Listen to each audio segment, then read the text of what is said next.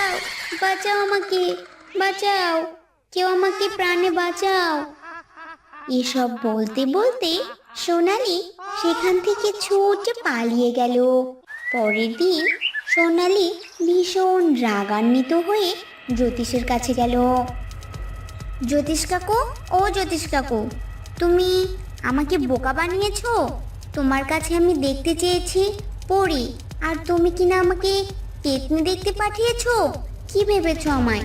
আমি পেতনি চিনি না। আমাকে তুমি বোকা ভেবেছো নাকি শুনি? সোনালির কথা শুনে সোনালিকে জিজ্ঞাসা করে, এইসব তুই কি বলছিস রে মা? ওখানে কি কি হয়েছে আমায় খুলে বলতো। এরপর সোনালি জ্যোতিষীকে সমস্ত কিছু খুলে বলে।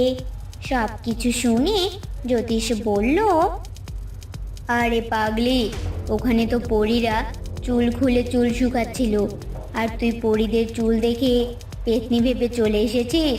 এটা তো তোর দোষ। ঠিক আছে, আজকে যাস, আজকে দেখতে পারবি। পরীদের চুল আবার পেতনি মনে করে চলে আসিস না কিন্তু। জ্যোতিষের কথা শুনে সোনালি সেখান থেকে চলে যায়।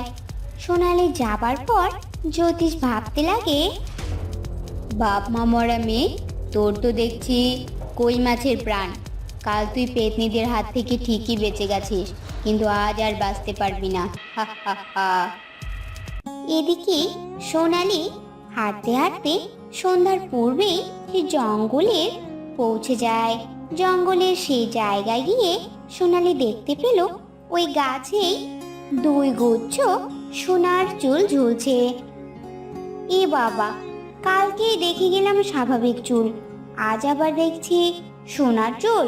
তবে কি পরীদের চুল পরিবর্তন হয়? সে যাই হোক, ওসব ভেবে আমার কোনো কাজ নেই। আমি বরং যাই, কাছে গিয়ে পরীদেরকে দেখে আসি। এই কথা বলে যেই না সোনালি পরীদের চুলগুলোতে হাত দিল, অমনি সেখানে দুটো পেতনি হাজির হলো।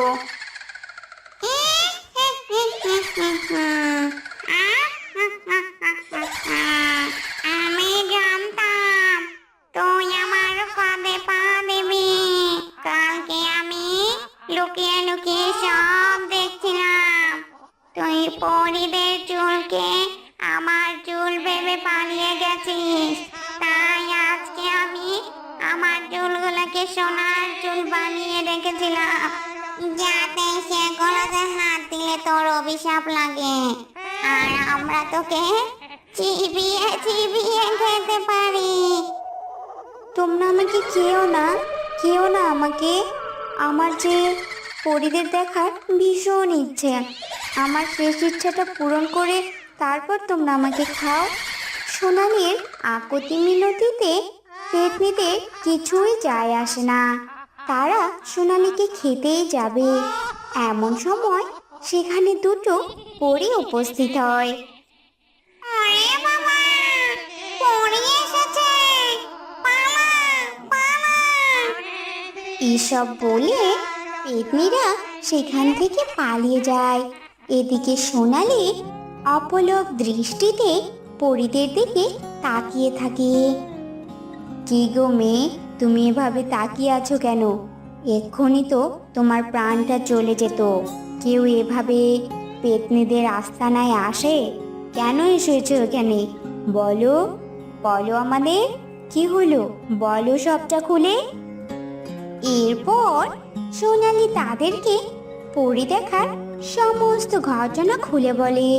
সব কিছু শুনে, তুমি তাহলে আমাদের দেখার জন্য ওই জ্যোতিষীর ফাঁদে পড়েছিলে?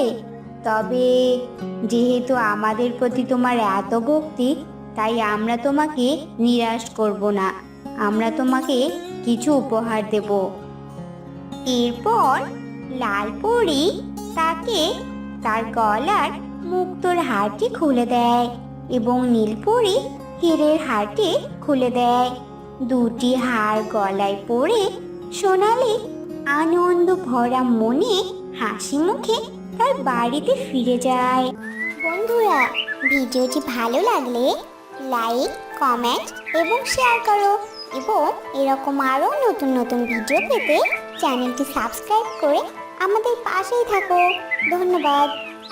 বন্ধুরা, ভিডিওটি ভালো লাগলে লাইক, কমেন্ট এবং শেয়ার করো এবং এরকম আরও নতুন নতুন ভিডিও পেতে চ্যানেলটি সাবস্ক্রাইব করে আমাদের পাশেই থাকো।